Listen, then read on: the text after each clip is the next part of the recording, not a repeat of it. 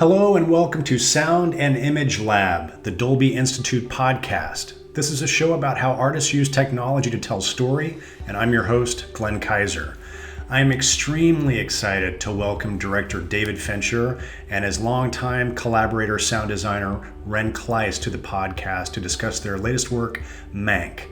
It's been my pleasure to know David and Ren and to have worked with them many times over the years. So it's a great pleasure to have them on the show. If you haven't seen Mank yet, it is almost like being transported back to the golden age of Hollywood as they tell the story of Herman Mankiewicz, the brilliant and only slightly self-destructive writer of Citizen Kane. David Fincher said his goal was to make this film, which his father wrote decades ago, and make it feel like it was an undiscovered artifact of the time, insisting for years that he wanted to make it in black and white, 1:3:3, and in mono. And I'd say that he has come very close to accomplishing that objective all these years later. But he and sound designer Ren Klyce had some more tricks up their sleeve to make it look and sound period appropriate and still amazing. And was it truly in mono? Let's find out. David Fincher, Ren Klyce, thank you for joining us today to talk about Mank. It's a real pleasure. I was just thinking, I think the first time I read the script for Mank was it like, I want to say 1996, early 97. It may have been that late. It actually may have been earlier than that. I mean, the first drafts that were circulating at Propaganda were probably 93 or 94. But it may have been, it probably didn't get into the flow of traffic until 2 or 3 years later. Yeah, that all makes sense because I think I remember we were in post-production on the game at the time. Well, that would be 96. So yeah, it would be. So that was the time that Polygram had said, let's make a movie about Herman Mankiewicz. Just let's make it in color. Right, exactly. So I remember because I was head of post-production at Propaganda Films at the time, which is a company, obviously, David, that you were a founding director of. Yes. And we were working on the game, and Ren, that was my first time meeting you. I remember coming up to Sausalito to your studio, and we went up to Skywalker Ranch together, which was the first time I had ever been at Skywalker Ranch. So that's a whole nother story. But I remember reading the script. I remember reading the script from Mank, and I think, David, we went up to your house for a meeting, and my main recollection of it was that I came away thinking, okay, he wants to make this in black and white, 1:3:3, and mono. Yeah, that was the earliest incarnation. Yeah, when we were going to shoot with BNCRs and record with ribbon mics and do the whole exactly.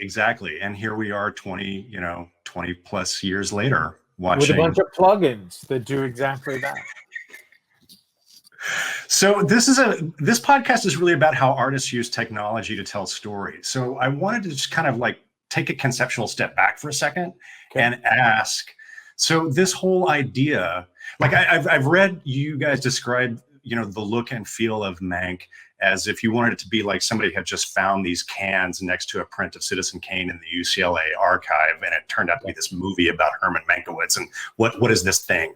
Yeah. But I guess from a storytelling standpoint, that conceit around the look and sound of the film that you ultimately arrived at, what does that do for the audience? What kind of like emotional response are you wanting to trigger in them by presenting the film in this way?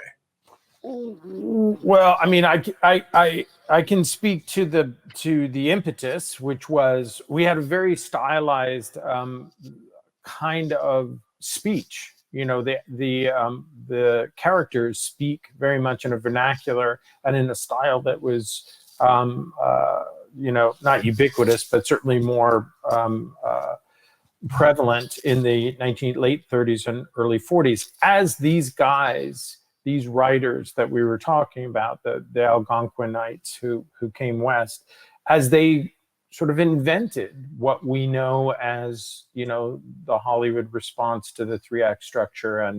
And so it was, to my way of thinking, it was a way of sort of trapping this anachronistic patois in amber. It was a way of sort of making sense of it, if that makes any sense. It does. It does. Absolutely. And actually, I think that sets up our friends at Netflix were really gracious enough to give us some clips to kind of illustrate these points and to talk about. So let's just jump right in and watch the first clip. So I think this is very close to the beginning of the movie. Gary Oldman playing Herman Mankiewicz has just arrived. This is the second scene in the movie. Yes. Yeah, you've sequestered him in a dry town in Victorville so that he can write this damn script. Mm-hmm. And in this scene, John Houseman is introducing him to the other folks in the house, and then he gets his first call from Orson Welles. So let's take a listen. Rita, come in here, will you? This is Mrs. Alexander. She types 100 perfect words a minute and takes dictation like a clairvoyant. Rita Alexander, Herman Mankiewicz. How do you do, Mr. Mankiewicz? That's a big question. Well, since you like working nights, Rita here runs on London time. Her husband is one of our bold lads in the RAF. Flies, what is it, Rita, Spitfires? Hurricanes. My sympathy and prayers. And I beg your pardon? Given the speed, climb, and turning radius of the Messerschmitt Bf 109. I hope we won't need your sympathy, Mr. Mankiewicz. We'll do the praying and the fighting. I will meet with Orson weekly. Keep him to date on our progress. We're expecting great things. What is it the writer says? Tell the story you know. I don't know that writer. Hello? Yes. Yes, he's right here. Well, you should have everything. If I've forgotten, there's a clipboard. Yes, hello? They're getting him. Our Wunderkind does have the gift of theatrical timing. Orson, hello. We just got in. Oh.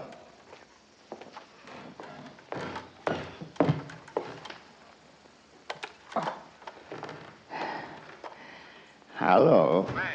Houseman tells me we have you just where we want you. Lucky me. How's the leg? 5 bones connected to the hip bone. Excellent. Ready and willing to hunt the great white whale? Just call me Ahab. I understand we've 90 days. Let's aim for 60. He's just cut a month. I used to do it in 5 for you with the Mercury. This is leisurely. 60 days, and then we can noodle. Nothing like a good noodle. Is the reason you lopped 30 days to run it past RKO Legal? That's what I told you, Mank. I have final cut, final everything. There are no studio notes. We'll have no one but ourselves to blame. 60 days and a noodle. Gotta run. I'm doing tests for Heart of Darkness. Oh, little of that. Lesser Joe Conrad. If anyone should ask, tell them you're adapting. Oh, you don't know the sun-bleached sewer yet, my friend. Breadwinner at Hollywood and Vine and a producer in Santa Monica reports a ruptured main. No, I don't know this bird. Not yet. I'm toiling with you in spirit, Mank, and I don't hear any typing. No notes. And then he turns 24. Trapped. The first time I saw this, and I've watched it now a few times, I felt like I realized what I felt like. I felt like I was in the Castro Theater watching an actual movie from the 40s. Yeah. Bingo. So that's what you were going for. And like, even to the extent of like, I felt like there was the dialogue was slapping off the back wall, and I was hearing that back. You've been doing some research. Well, I've subsequently heard you guys talking about this. Yes, well, absolutely. Ren and I have had this ongoing conversation about this movie for 30 years, and part of it was excavating what the experience needed to be for the ears, and one of the things that I kind of slowly came to the realization of was that my experience of classic Hollywood, what would be Turner Classic Cinema, now is in some ways informed by, in terms of my memory, is informed by the Revival House, which is something that doesn't really exist anymore. And so that became sort of a layer of the onion removed from the shooting on a soundstage in Hollywood, and then then post-producing that movie, I came to the realization that part of what I was emotionally connected with was exactly that experience. The second run movie house and the movie palace. And so I went to Ren and said, as if it's not going to be difficult enough to mix a movie in mono when we're used to 96 tracks across and 3 sidecars. I now want to add another layer of distance to the mix. All right, Ren, I think that's a good time for you to step in and kind of explain to us, because obviously it's a really powerful effect, but I'm sure that you weren't able to just kind of like dial this in right away and hit it on the first try. Like how did you go about accomplishing this? Yeah, well, it was interesting because we kind of early on, David, when he was filming, he wanted the dailies to kind of represent that sound, the old-fashioned sound, but we knew that we couldn't bake that in to the dailies, and so we kind of came up with a way of figuring out what Citizen Kane's soundtrack was, which was basically a really limited dynamic range and frequency range, and with some sort of weird spikes of mid-ranges sort of poking through. And we built a filter sort of as a quick fix that Kirk Baxter could put on his Adobe Premiere, so that when David walked in, he could kind of get a sense of what it was going to be like. But what was interesting for us is that we actually, as David, he knows the script upside down and backwards. And I remember him saying, you know what, I know this so well, but I can't even understand what people are saying sometimes. Do you think it's too much? And that's when we had the realization, and it was right around when we were about to kind of go into a temp mix, and there was a little bit of worry that, oh no, maybe this isn't going to work, and we can't understand. And Gary's often hard to understand, and we need to figure that out. And so we ended up going through a kind of making the mix into 3 stages, Glenn. So we ended up mixing the movie as if we would normally mix a film in full bandwidth, and kind of disregarding this whole sound of a movie being old-fashioned. And the reason why we decided to do it that way was that then we knew what we had in terms of the fidelity of the performances and the audio quality, and that we knew, okay, that line is intelligible now that it's cleaned up. We weren't looking through and listening through the patina and becoming confused and anxious. So once we did that, that was the first step, was to mix the film clean. And somewhere exists, although David, we will never release it, is the clean version of this mix. Listen, it sounds more like hunting than it was. I mean, we kind of knew what we wanted to put our arms around, and the reason that I was asking to hear it degraded and or processed was for exactly the reason that it became apparent to us that we had gone too far, which is, and this was something that I couldn't foresee, and I'm sure, Ren, you probably foresaw it, but the reason that I wanted to, I would have preferred to have headphones on set that had the timbre and the notching and the processing of the aural envelope, just because, I was asking people, talk really fast. You don't wait for this. You're not waiting for his response. You're getting onto your next line. And what we learned from sort of clamping that EQ onto it was that every person's voice responds differently to this envelope that you put it in. And that was something that I would have thought, Joseph Cotton's voice and, Orson Welles' voice could be recorded at the same time with the same, limited ribbon mics of the period, and then that would be through the chain to the optical soundtrack that would congeal them. And what we found was that it actually sort of separated certain characters. There were people's voices who just cut right through it and required no labor intensive rethinking at any point. And then there was Gary's voice, and there was a couple of other voices, and Gary's voice is critical because he has 98% of the dialogue.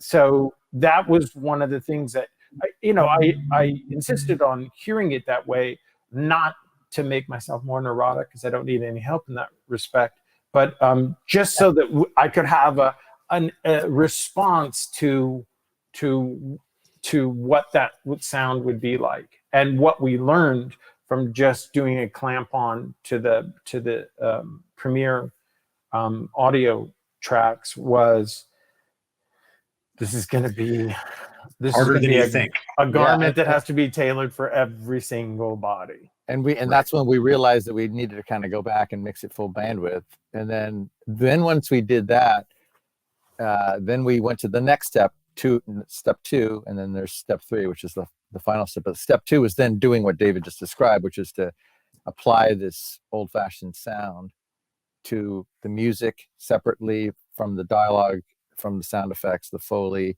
the ambiences, and so forth. So it's not just a global adjustment that you made. Correct. to the premixes. You're having to go in and tailor we did that to begin with, and then drove ourselves crazy, and then realized that we were going to end up with 54 steps. Yeah. We ended up with 9. Yeah.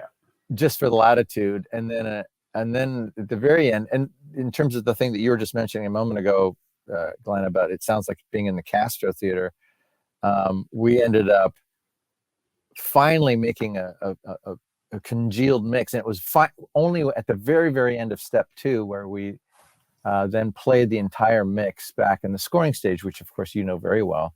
The Skywalker, sure. Yeah, and we set up a bunch of microphones and re-recorded the reverb as if it was the Castro Theater. Yeah. So you gave a tip of the hat to Walter Murch, and you worldized your mix. We totally worldized it, and we tip all of our caps to Walter. But it was more, it was an interesting experiment, because listen, I'm willing, if there's a new plugin that's available that you could put, let's click it to yield timey and hands free. I'm willing to do that. I mean, I'm not the kind of person that says let's figure the longest possible way around. But Ren, I mean, I could see the look on his face when we were in the control room at the scoring stage, and when we started to kind of really fill the surrounds with the slap of the scoring stage, in addition to our LCR, which was L and R were for music and C was for everything else, and then the reverb, which is all too diminishing of what it actually was. When we listened to it digitally and we listened to it on the scoring stage, it was just markedly more human, more real. It came to life. I mean, it was, that it was one of those moments that, when you get excited about something and you just love it. It was like, oh my God, this is great, and it was that kind of giddy feeling of we finally got there, and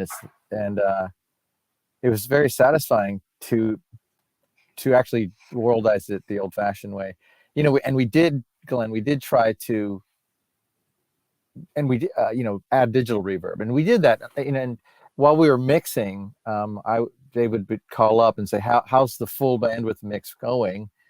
And we would say, it's going great, and we'd send him some stuff, and he would say, would he say it derisively? How's the full bandwidth mix going? Not at all. I'm supportive of all interim steps. But he would then, but hey, can I hear that little bit that you just pre-dubbed or just finaled rather? through the patina. And so then I would sneak off and start working on the treatment using the stems that we just had printed. And we went through many versions of it, kind of starting off not intense enough, going too far, coming back and honing it, and then really working on individual the music differently from the dialogue and so forth. We added noise. We added distortion, optical flutter, optical, right? As if there's no crackles, as if the loop isn't quite set right on the projector. Exactly. Yeah. Which only happens like 8 times out of 10. But it did. I mean, I remember like sitting in and it's that moment, when I was a kid and I would walk into the Raphael Theater and you would push the back door open. It's that sound that you first hear of a movie theater, and the screen is way over there and it's doing its job. It's emanating, but it's what the balcony is catching. It's what the exit signs are reflecting. It's over by the drinking fountain. It's that thing that you used to get when you walk through those back doors that, make everybody in the back of the theater turn to look at you. It's that sense of that. And it was, it was palpable. Yeah, I'm really glad that you described it that way, because I think, a lot of people are, obviously you made the film for Netflix. A lot of people are watching it on their home screens. Mm-hmm. I've watched a couple different ways. One time I was watching it on my iPad with AirPods, mm-hmm. and I still felt like I was in a movie theater for the exact reason that you were describing. But the fact that you guys were so careful and tailored it so carefully is the reason why, as opposed to when I go to the Castro Theater and watch an old movie, I could actually understand all the dialogue in Mank, which is something that you lose in some of those big old movie houses. I mean, you guys know this better than, it's the premiere at Man's Chinese. This might be the worst theater ever devised for human motion picture consumption, and yet people still love it. But you can't hear, but it has a lot of that. If we didn't have a plug-in for 8-foot concrete columns right in the middle of the theater, but we would have tried it. Yeah, it's like the Alice Tully Hall in New York. Oh. I mean, it's every single mix decision of adding reverb to your mix all of a sudden goes out the window when you're in those rooms. What were we doing? Is this supposed to be underwater? No, really weird. Okay. I had to say, when I was running Skywalker, Pixar always wanted to premiere their movies at the Castro Theater, and every time they would come to us and they would say, "What can we do to fix the acoustics in the Castro?" And I would just say, raise it to the ground, burn it to the ground, and rebuild it. Yeah. But of course, it's a grand movie palace. You can't do that. Well, it is kind of shocking that we talk about the movie-going experience, and for the most part, all of those theaters that the Los Angeles Theater, the Egyptian, all these theaters that we would, the Castro, even the North Point was pretty great.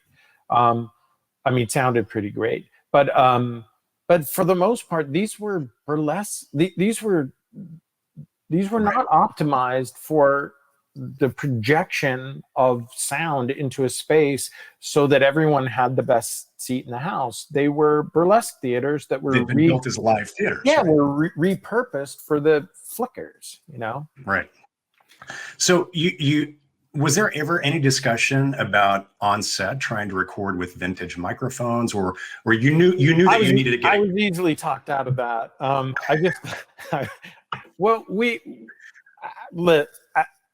Yes, I was talked out of that in 4 seconds. But there was part of me that saw the giant boom with the RCA Victor logo. This huge paddle of a microphone for everybody to talk into. But I can be talked out of things that are stupid. I just can't be talked out of things that I have a emotional response to. Yeah, I mean, we were talking to Drew yesterday, and Drew Coonan, who recorded all the production on set with David and Michael Primmer, his boom operator. And David's right. I mean, the idea of having a ribbon microphone away from the actor and capturing the sound. But, as Drew mentioned that, those Citizen Kane, as an example, was all on set mostly. And so you could have a quiet environment to do that. And obviously that was the technology that they had. But David's film has got a lot of snappy dialogue, a lot of actors speaking at once or closely and overlapping. So to be able to have that sequence, like for example in the writing room when Charlie Lederer enters, everybody's talking all at once, and we really needed to be able to retain everybody's individual dialogue with their own individual mics versus the one ribbon mic 10 feet away. Well, you've talked about Citizen Kane. I think when people think about Citizen Kane or discuss Citizen Kane, there's a lot of attention that's paid to how groundbreaking and revolutionary it was from a visual standpoint. Totally. But what about the sound? What was Kane doing that was interesting from a sound perspective, and did you steal any ideas from it? I mean, I'll answer from my side. There's no doubt that Orson Welles came from radio. Like, he just had an understanding of pre-lapping and how things can overlap and how you can take one idea and somebody can mention something and that can spark your movement into the next. I mean, for all of the visual stuff aside, what the guy just had an amazing ear. Like, he had an amazing ear he made the point and he moves on, and it was so deft, for a 25-year-old in that seat for the first time. You have to understand it not only from just like the broad brushstrokes, but he came at these ideas of montage not from the kind of Eisenstein. He came at it from an aural perspective. It wasn't just about, I can take these two images, or I'm going to go from this image to this image, or I'm going to dissolve these two images together, or I'm going to fade. There was all of that.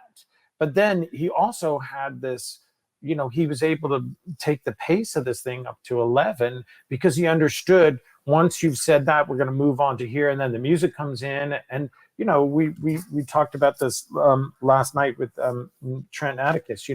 There's stuff in this movie, when you look at it, Bernard Herrmann is doing a lot of like Flintstones. There's a lot of there's like these weird little cues that are almost like a laugh track today.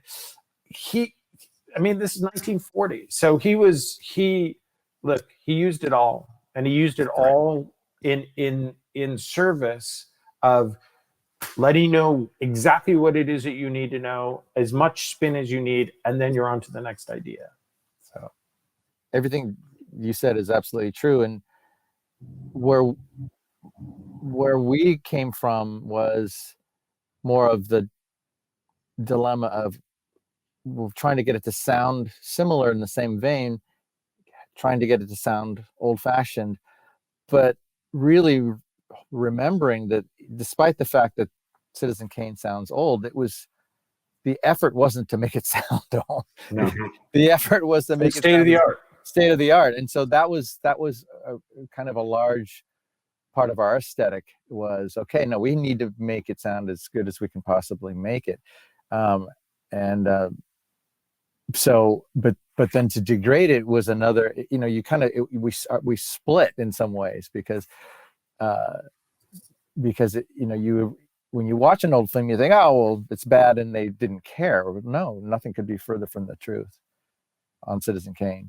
No, it was a state of the art for 1939 when it was mixed. And again, the notion of appreciating something through this veil was, you could make this movie without doing that, but it felt to me, this was the argument for black and white. This was Chinatown is no less of a brilliant movie because it's shot in color and it's supposed to take place in 1937. What they were doing was revisionist noir. What we were doing was trying to make sense out of, why is everyone talking like this? It's like, well, Jack wrote a script that was paying loving, homage to the kind of movies that he grew up with. And even though there were times when I would argue with him and say, is the only reason that Rita Alexander exists is to have her feelings hurt and then to lose her husband off the coast of Norway? And he was like, yeah, this is that's what these movies were. Like when you start to get into the Second World War, these were these kinds of tropes. And, he uses it throughout the entire movie just to get to a great joke, which is, are you ever serious about anything and only about something funny? So, right. Yeah. Well, let's take a look at our second clip. This is from the election night. This is the montage where Mank, for seemingly no reason whatsoever, has made a very large bet that's going to go south on him.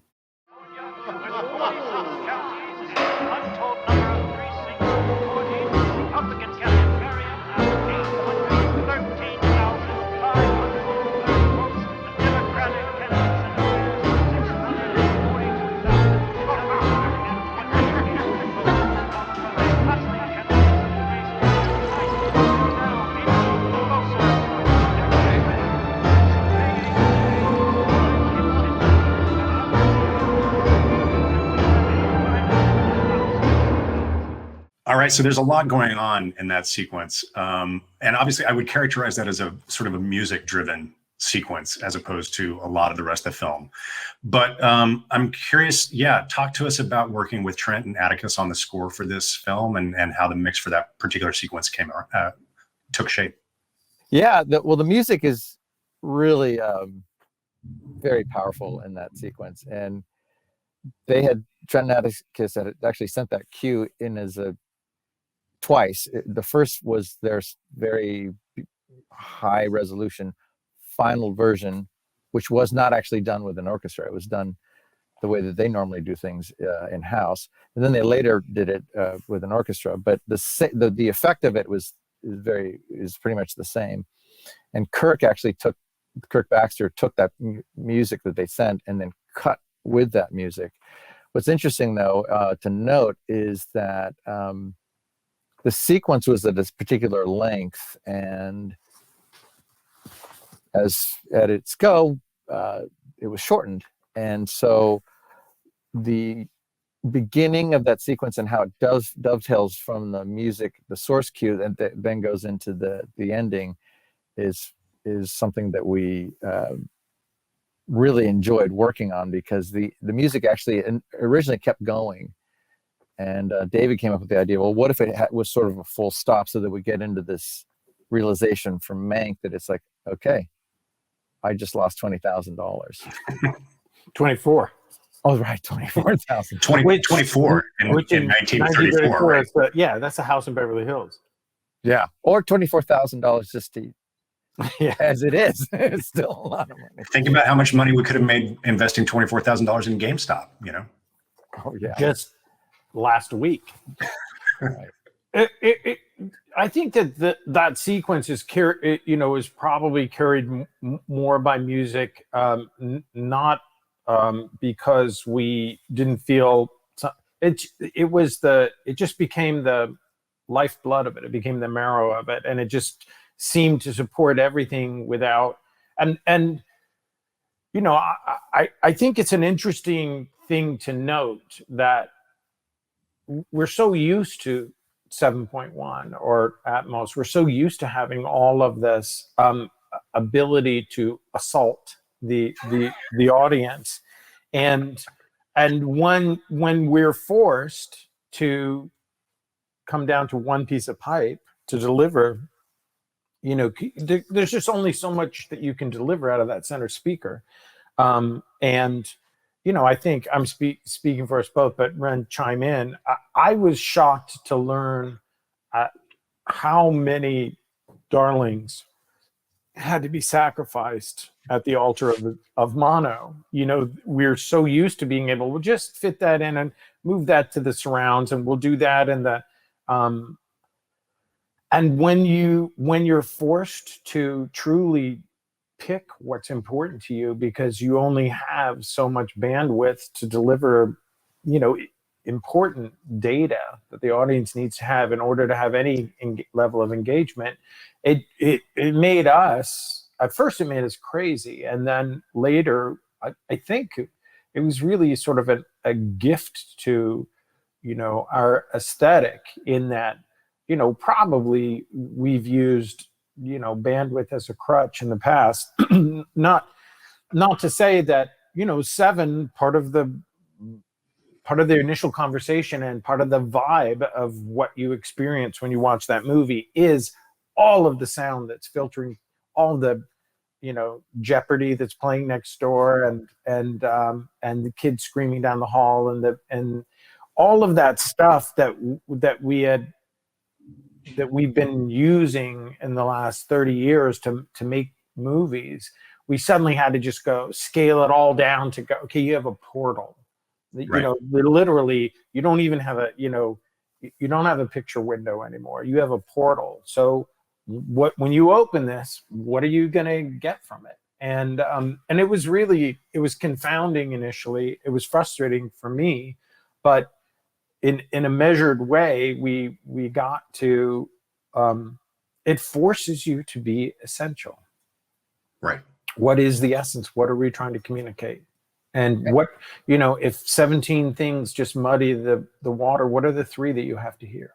Also part of the aesthetic, Glenn, from your earlier comment and question about dialogue, when we had our initial mixes, there was a lot of sound in many places, not just this sequence, but other sequences. And we, for sake of clarity of dialogue specifically, and when Gary Oldman was speaking, we had to dodge and burn a lot of that sound, as David just described, out, because the centerpiece is the script, the dialogue at that moment, and all of those background sounds that are really wonderful, like when he's speaking to Orson Welles over the phone in the first clip. We still snuck in, stage bells and stage hands and people, building sets and all of that, and that's there. But if in some of the earlier iterations of the mix, we had this desire to have Orson Welles is on set and he only has a few minutes to talk to Mank, Sure. and people are banging and getting ready for the next setup and so forth. So yeah, a recalibration of what we normally would do was a huge part of the realization of this particular mix. And it's weird how even limiting yourself, if you're hitting the right notes, if you're hitting the right nails, you still have the sense of it without the bandwidth. Without having to do the full thing. Yeah, I'm glad that you brought that up, Ren. I think that one of the things that I've always felt about your work in general, and specifically your work with David, is the sense you guys have a really keen understanding of how to use sound to paint the world outside of the frame, and to make the world that you're taking the audience to much bigger through the use of sound. And David, you mentioned 7.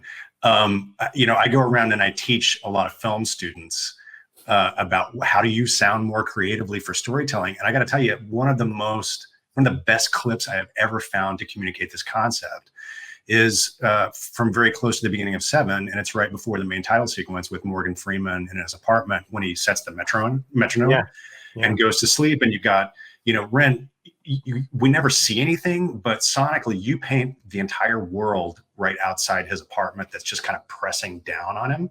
And it's sound that elicits an emotional response and also does a great deal of storytelling, which, it's more complicated than that, because part of what we're talking about is somebody who's, John Doe is hunting stragglers, and the notion is, and the thing that's always terrifying about serial killers is we live on top of each other. I mean, we live in such close proximity. It's one thing when the notion that people can be culled from the herd on their way to the 7-Eleven when they're going to walk past 40 people on the street. That's what was terrifying. The fact that this is a guy who's working in plain sight. So as part of the launch into this world, we need to say, this is a really dense city. There's no reason, the scary thing about Jeffrey Dahmer was doing this all on the third floor, you know, right off the elevator, and people are like, "What is that smell?" Like, you know, so that was part of the context for talking about the serial killer, was talking about how does it happen in modern society when we are, you know, when we can't find a quiet corner.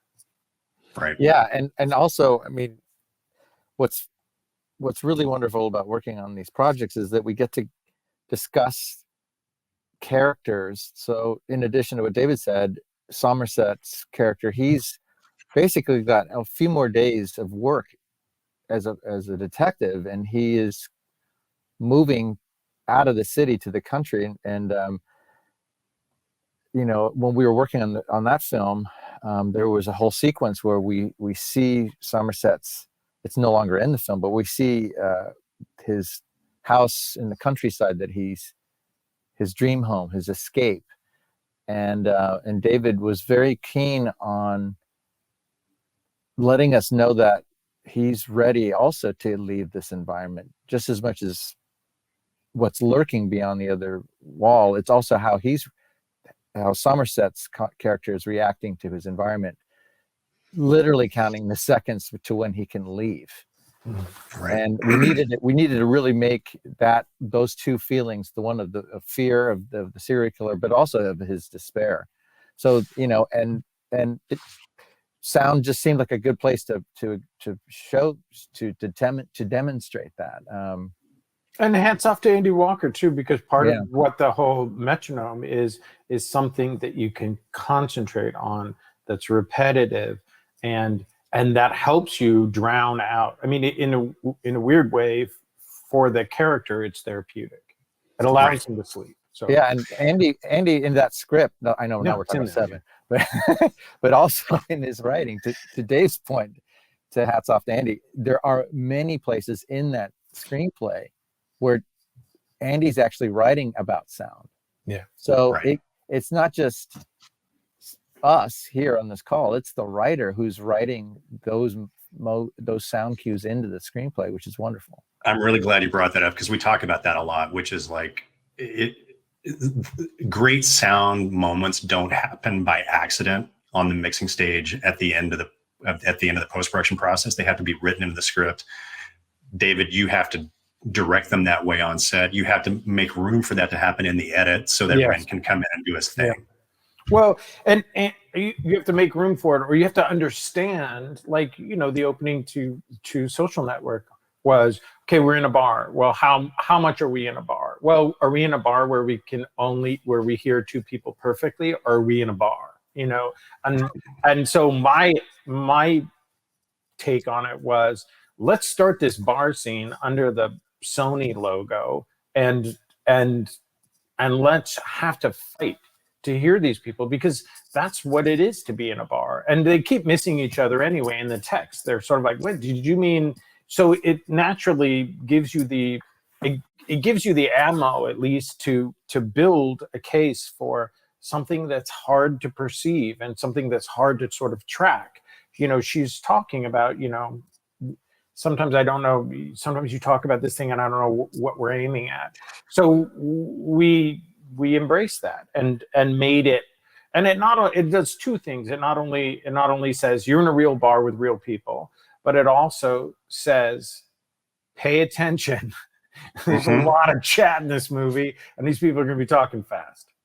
Well, you do that. I feel, David, like this is a pet peeve of yours, like bar scenes where people are having quiet, intimate, because you did, and then it happens again in Mindhunter. I mean, look, I feel like we could spend an hour just talking about Mindhunter, but that's, you know, that's for another. That's for another conversation. But before we move on, there's another thing I want to touch on, which is, I think one of the things that's unusual and distinctive, Ren, is that you're the sound designer of the film, but you have a very broad, you know, kind of understanding and treatment of the entire soundscape of the film. So when the mix happens, you go over and you mix the music, which is very, very unusual. I don't know of anybody else who does that.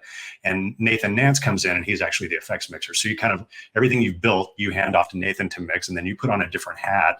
How do you kind of balance that? And, you know, because that's an interesting puzzle to me. Well, you know, thanks for asking that question. I think that, I think it's a really healthy way of approaching the soundtrack, because I feel that we all work on our portion of and our contribution to the things that to the film that we're hoping to be as great as possible. But inevitably, what it is that you're doing on the film, or what you know, what any department is adding to the film, they're so focused on that they're sometimes maybe missing the film itself. And specifically with sound and the mix, I think it's a good thing to let go of the sound faders in a way, because it's your contribution, and there will be a tendency to push that forward, you know, in the mix. But holding the music faders, what's wonderful about that is that I have to learn about the music and learn about what the music is communicating, and have a real understanding for it, and go through every single track that Trent and Atticus have made for us, and study it and learn about what it is that they're trying to communicate with the music. And that's a wonderful place to finally arrive to, because you always think that you understand what the role of the music is, but it's not only until you start mixing the music that you really understand it. And then you understand, and then I understand that, oh wait, you know, all the sounds that we built that is hitting this same emotional place, maybe we can shift that off of this beat, or maybe we don't need that sound, or maybe there's a way to dovetail a bit more elegantly now that I understand what the music is doing. So I think it helps the soundtrack, Glenn. I think that it helps knowing what the film is about and what the soundtrack is about ultimately, and not being selfish to one's own contribution. That's great.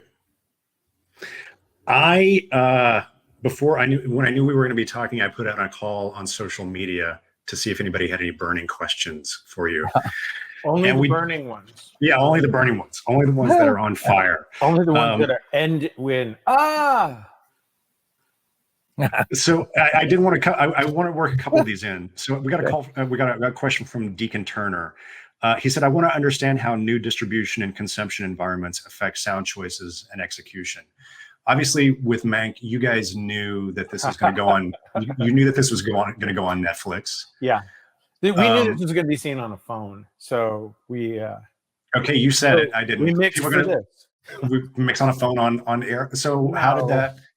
So are you thinking about that as you're building the track and mixing, or are you primarily concerned about I want to maintain the sanctity of the theatrical experience? I don't believe that I mean, my entire, you know, treatise on everything that I've been lucky enough to do with Netflix has always been, it's a 45-foot screen. Just think of it that way. You know, we didn't cut it. We didn't cut any corners. I don't direct any differently. I don't expect anything that's. I don't expect any less out of cast members in House of Cards than I do cast members in Gone Girl, and so literally I don't differentiate. I feel like, you know, first of all, you know, from a QC standpoint and from just an engineering standpoint, the delivery of images and sound at Netflix. I mean, the QC at Netflix is as good or better by 10 times than any studio that I've ever worked with. I mean, from a pure, like, you know, noise floor signal standpoint, they're total Nazis about it, and I love that. and we don't. I mean, I will go in and on Mindhunter, we would go in and paint out signs for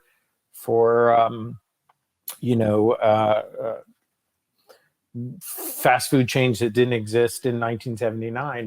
We would take that stuff out because a 100-inch plasma is the same thing as a 45-foot screen at the DGA, as far as I'm concerned. So, from purely selfish, I don't differentiate in any way, shape, or form. You don't cut any differently. The pacing of the edit doesn't change if you know that people are going to watch it on a phone. Nope. We do change our monitoring levels. Yes. When we're mixing, even though we mix this in the Curaçao Mix A room at the ranch, we did change our monitoring levels to more near field levels. We even contemplated bringing in near field monitoring, but it just didn't make any sense given how it was just too difficult. And in terms of the QC, Dave's absolutely right with Netflix. It's so funny too, because the QC report would come back and it'd be like, there's crackling noise. Yeah. In the center panel. There's a changeover mark you may want to paint out. So right. You'd be like, have you watched the movie? Yeah. There's an echo in the rear surrounds. Yeah. Yes. So we would get those. Correct. We would get yes. No. But we would we because we were fortunate enough to have the time to and the extra time. We took an additional 3 weeks. Mono. Who knew? Yeah. We would check it on laptops. We would print it out, make a low row QuickTime and play it on a phone, and or even on Pix, we would play it back and check it. So there was a lot of.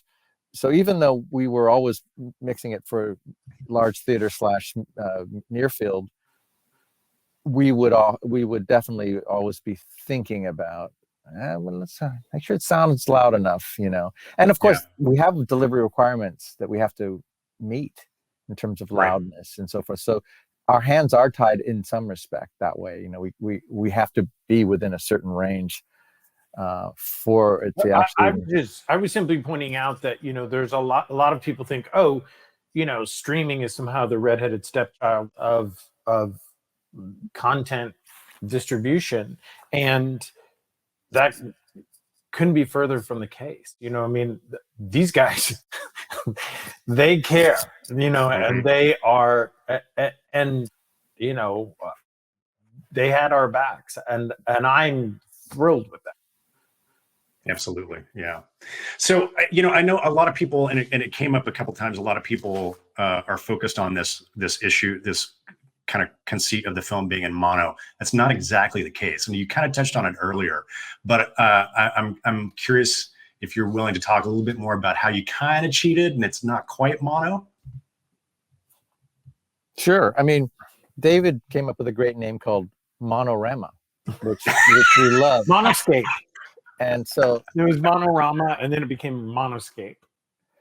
Yeah, you're right. I mean, the truth of the matter is, we cheat absolutely, and we in the clip that we just watched, there's even a little subwoofer in one moment when I think it's a cigarette or something, flash bulb goes off. So we will cheat absolutely, and the echo is only in the surrounds, in the rear. So that right there technically isn't mono, is it?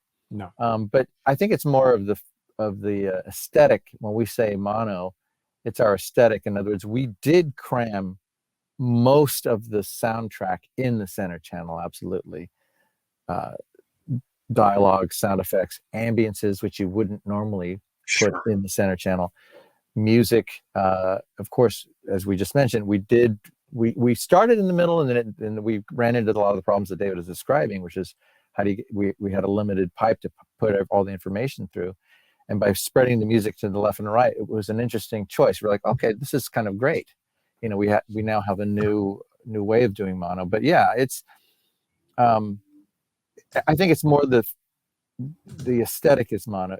Technically speaking, no, we're cheating constantly, but but the feeling of it being mono is really, I think is preserved. That's what's important.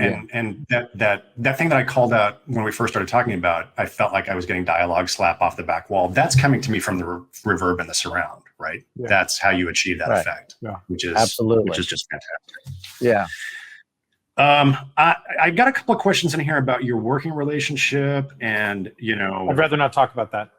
Well, David, I am going to put you on the spot. I'm going to say, like obviously, you guys, Ren has done every movie that you've ever made except for that first one that we won't talk about. Yeah, because there was nepotism involved. But yeah, go ahead. But what makes Ren a great sound designer? Why do you keep going back to him? I'm going to give you an excuse to sing Ren's praises for a second. It's manifold, and this is another thing that's interesting about the people who have done music for us. In that, one of the things that I find so endlessly amusing and interesting, and I learn from every single time, is what Trent and Atticus do is not just music. It's kind of this it's a sonic world, and it has memory, and it has hidden, there are aspects of it that are things that the characters are trying to hide. They make music that is actually not only textural and supportive of the text, but it's also subtextual. And the thing that I love about the mix of them with Ren is that he's not thinking of it as, well, I've got 25% of the experience, that I'm sort of responsible for. Sound permeates and leaks and seeps into everything, and to ignore it as something that can either support an idea or negate an idea, to not embrace it and try to get your arms around the hope of creating something that is not only experiential in the moment, but also can be revisited and hopefully can inform the narrative. Seems to me that seems to me to be that's the goal. And we've known each other since 1980, 1981, something like that. You were children. Yes, almost. And he was. But we've always been talking about this. We've always been talking about, why is post-production like this can that got kicked down the street and around the corner, and then, oh, here it is. Oh, it's time to mix. It never occurred to me that you should or would want to treat that process with indifference. And I'm always looking to collaborate with people who will take as seriously or more seriously their chance to, it takes a lot to turn the narrative of a movie. It's a bit like an ocean liner. And you want to make sure that when you leave the room, that the people that you've entrusted this thing to care as much or more about it than you do, and are willing to make the effort to dot the I's, cross the T's, and sort the gnat out of pepper. And I feel like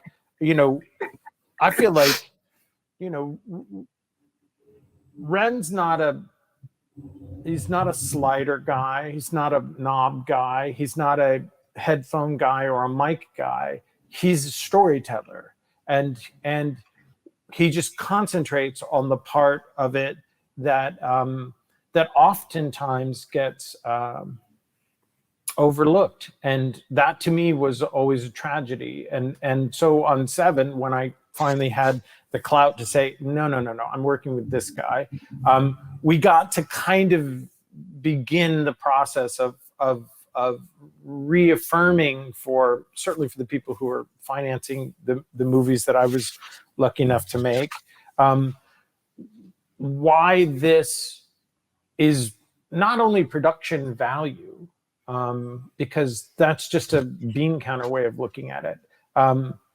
It's beyond production value. Sound is a portal into a stranger's mind that is incredibly influential. And if we don't avail ourselves of this access, then we're stupid and we should die. So, in the immortal words of Chris, but I just think it's like, there's nothing more fun than getting to share all of the pre-production conversations with somebody that you adore and who is going to say, well, keep this in mind, because you're going to go, oh, he's right. There's that aspect of it. And then there's also, I don't have many cheerleaders in my corner that are as succinct, experienced, and capable, who can say, no, I see what you're saying. Give me 3 or 4 days and let me show you, because that's what you need. You need as much help as you can get, and especially with somebody who's going to take it and run with it, and not just go, is this what you want? Is it, it's not just to have stuff reflected back to you. It's to impart something. And that's why we don't normally speak, and we don't speak in terms of frequency, and we don't speak in terms of copper, or we speak in terms of, this needs to feel like that, or this needs to be about, that thing when you're standing in line at the grocery store and you go, oh my God, just by the sound of it, it's 2:00 in the morning. How do we impart, it's going to be night outside the windows. It's going to be fluorescent lighting. How do we let people know this is 3 a.m? And Ren's the guy who will say, let me bake on that a little bit and let me come back to you. What if it's this kind, and so that's what it is. It's beyond collaboration. I'm able to work with a genius who can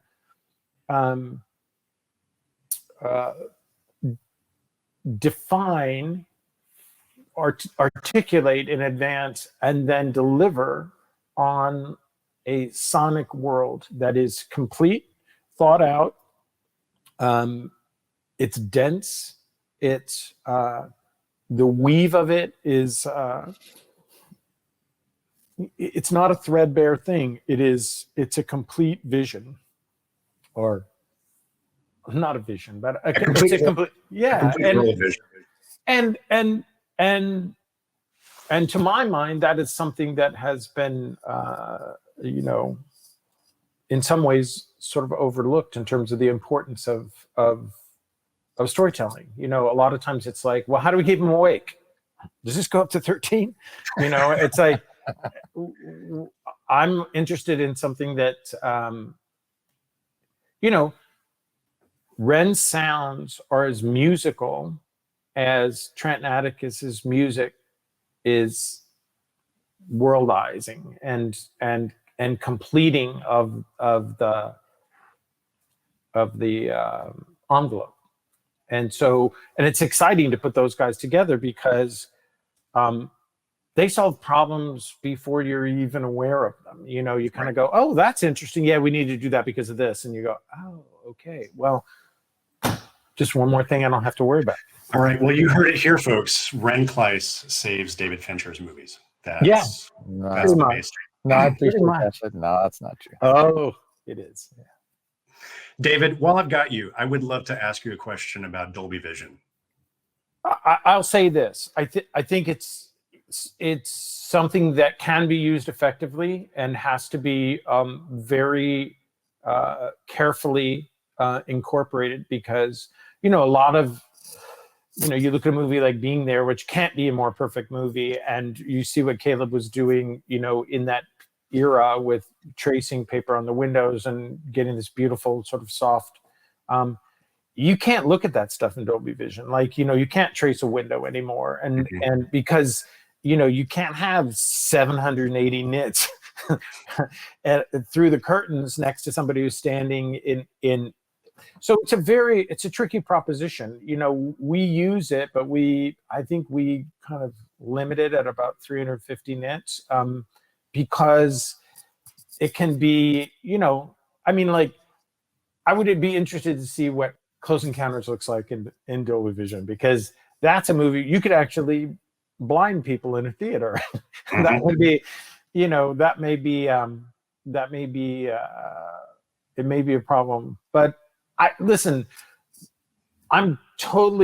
don't see any reason for 8K. I don't think that most people who know what they're talking about can see the difference between 4K and 8K. I think you can stop. 4K is fine. I think bit depth is where we need to focus, and dynamic range, and we get that, and when we can make really scalable improvements to, I want to get to 20-bit depth, and I want to get to, I want to see 25 stops of dynamic range. That would be amazing. Yeah. Well, to your point, if you have a Ferrari, you don't always have to drive it at 180 miles an hour, right? But if you have a Ferrari and you live in a place that has a lot of speed bumps, then you're stupid, right? Because then you're just taking the thing in to get the tires rebalanced every 4 or 5 weeks. So it's horses for courses, and I do think it's a beautiful thing, depending on how. But just making stuff inordinately bright can be distracting.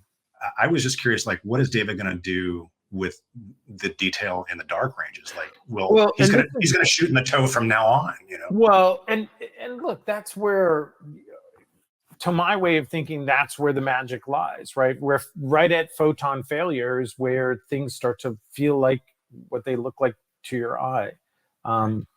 So being able to rip the top off the exposure it's great. It certainly helps you. It'll be it's just another hammer, Right. and but the question of, like, okay, so you have 1,000 nits, so all the whites in a scene should be at 1,000 nits? No, 1,000 nits is like, you got to choose your battles, because it's hard. It's exhausting. Yeah. It's exhausting on the pupils. Did you were you monitoring in HDR on set? Yes, you were. Okay. Yeah. Well, and we did on Mindhunter, on the second season of Mindhunter too. Eric just, had nothing to do during the off season and decided to test every monitor that was out there. And it was a great thing, because you start to really see, as much as you can see what you're going to have to exploit, and, because we're oversampling like crazy. There's no reason for 8K. We shot 8K so that we could repo and do stuff and smooth the moves. But I think in the end, even though we have a 4K deliverable, we were dialing the resolution from, Leica Summilexes are probably 150 line pairs in the corners, and we were, down to 33, 40 line pairs. It was, we were squatting on the picture in a big way.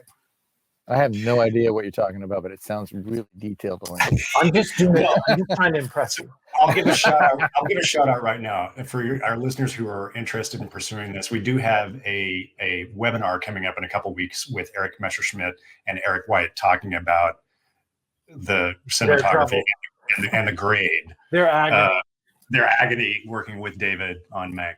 So take a listen, or keep an eye out for that. So I know you guys have been super indulgent. We're way over time. I do want to show one more clip if you guys have just another minute, because I think this is really fun. So this is the Orson Welles radio broadcast that comes at the very end of the film before we go into the closing titles. Let's take a listen. Excuse me, Mr. Wells. Mr. Wells, over here, sir. Question. Morning, gentlemen. Morning, Mr. Wells. You missed the big night. Well, I was unable to attend the Academy Awards because I'm here in Rio making a marvelous motion picture. Kane was nominated in 9 categories, including Best Actor. Aren't you disappointed that it only won 1 Oscar? Well, that, my good man, is Hollywood. Do you have anything you'd like to say to your co-author, Mr. Mankiewicz? I do have a brief message. You may tell him from me. Mank, you can kiss my hat. Here's the point, Mr. Wells. When this clip came through from Netflix, I have to say, I was like, wait, why did Ren send this? This is a real radio broadcast from 1941, 42. But it turns out the joke was on me. Yeah. Well, no, that's actually that makes me happy that you thought it was just the radio broadcast, because it's something that we fabricated. And what's interesting about it is that we made it a few times. We made it a few times, and the big difference was the initial build of it was largely the same, but the order and some of the dialogue was different. And then somehow, David, you can speak to this, but Dave somehow found, and this, by the way, this was never, the audio was never recorded. The only thing that exists is a transcript, correct? Well, it's a conflation of two things. Okay. We got some of the dialogue from an actual radio press conference that he did for It's All True, and then the joke that he delivers, Mank, you can kiss my half, is actually a letter that Wells wrote to Mankiewicz afterwards that Mankiewicz received. Mank, congrats, you can kiss my half. And so we wanted to put those two things together, as if Wells had sort of tried this out in the press and then later sent, and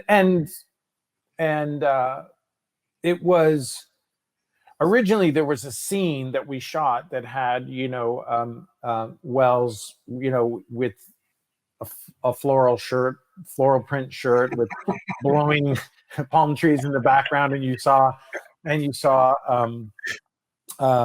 Rio in the background and this beautiful moonlight, and there were showgirls and stuff, and we thought it's a bit much. And ironically, one of the things that was interesting was we were playing it back at one point, and I think the monitor went out or something, and it just went to black, and we heard I heard the original scene just against black, and I thought, you know what? He comes from radio. He would have done this kind of press, going into a community to make a marvelous motion picture. So let's see if we can find a radio promotional thing that he did from the time. And so we found one. We kind of grafted it all, Frankensteined it, and made this moment. But it was interesting how much the feeling of closure was there when you didn't actually see Wells, when he became this disembodied voice again. He starts as a disembodied voice, and then he eventually becomes a disembodied voice again. And for Mankiewicz, that was the case. Well, I never heard the original. So there's actually a recording of it?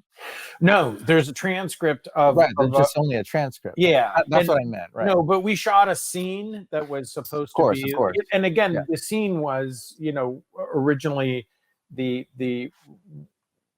Writers Guild members' worst fear, which is that everyone else is having a good time and that they're trapped in a room with a typewriter. And so we shot this thing as though it was this big party carnival kind of thing, and here he is, and he's going to give you 5 minutes, but it seemed a little it was more sadistic than was necessary. But what was interesting was when I was watching it at one point and the picture went out, and I thought, we're going to take him back to radio. Kind of works. Kind of works well. Yeah. Yeah, it was terrifying for us, because that's whenever David does that, he did that on Zodiac, what we call remember the montage, the 4 minute. Yeah. And so that was the reason why we chose it for you, Glenn, was that it was because David said that, well, Orson Welles came from radio, he's going to return from radio, so let's make it a press conference. And David came up with the idea of having a bunch of very sick people in the background coughing on squeaky wooden chairs. I just wanted it to sound like there is a sound that like the HFPA or like, you know, there are those mandatory press conferences that you have. Well, why are you coming to Iceland to shoot? It's like, well, you know, we came for the snow, but we're staying for the waterfalls. And it seemed like the kind of thing that he would. I mean, he was like a gregarious showman, and he's a showman. Yeah. And just hats off to Tom Burke. I mean, I didn't know if you guys had done some weird sort of merging with original Orson Welles recordings with his voice, but he sounds just like. I mean, I know you did some pitch shifting, right, to kind of just really a little bit, not as much as you. I mean, he got it really close, but more important than the mimicry of it was just the force of personality. That's right. You know. That's right. Well, David Fincher, Ren Klyce, thank you so much for taking the time to talk to us about Mank and all of your other films as well. This was really sorry we got off on a. No, I love it. All right. Well, on that note, I think let's wrap it up. David Fincher, Ren Klyce, thank you so much for taking the time today to talk to us about Mank. This is an amazing film. And I have to admit, like, I'm just thrilled having read the script now, 26 years ago, to finally get to see the film. Kudos to the both of you. Was it what you thought it was going to be? It was even better, David. It's aged like a fine wine. I loved it. It was great. I want to thank David Fincher and Ren Klyce for joining us today. I also want to thank the folks at Netflix who helped bring it all together and provided us those amazing clips to show. If you haven't already, cruise on over to Netflix and check out Mank. I have watched it already a couple of times, and I know I want to watch it again after hearing about everything that they pulled off with it. The link for the film is in our show notes. This was a super fun episode for me to do, and we hope to bring you many more like this in the coming months. So if you haven't already, please subscribe to our new dedicated podcast feed, which you can find via the link in the show notes, or wherever you get your podcast by searching for Dolby. If you enjoyed this series, please consider leaving us a rating or review on iTunes or on the Apple or Google podcast apps. It really does help raise awareness for the series and helps us continue to grow. You won't want to miss our next episode, where I'm joined by directors Rebecca Hall and Natalia Almada at the 2021 Sundance Film Festival. They are the two recipients of this year's Dolby Institute Fellowship, which gives them access to Dolby Vision and Dolby Atmos to complete their films. And let me tell you, they have both used them in insanely interesting ways to tell their stories. So be sure to check out that episode. You'll be hearing a lot about these two very talented directors in the coming days and years. Until then, thank you so much for joining us. This has been the Sound and Image Lab podcast, which is brought to you by the Dolby Institute. I'm your host, Glenn Kaiser. The producer and editor of the show is Michael Coleman. The executive producers are Amanda Schneider and Jack Ferry. Copywriting is by Fayette Fox. Our production support comes from Taylor Hines. And our Dolby Institute intern is Tristan Enriquez. Thank you for listening.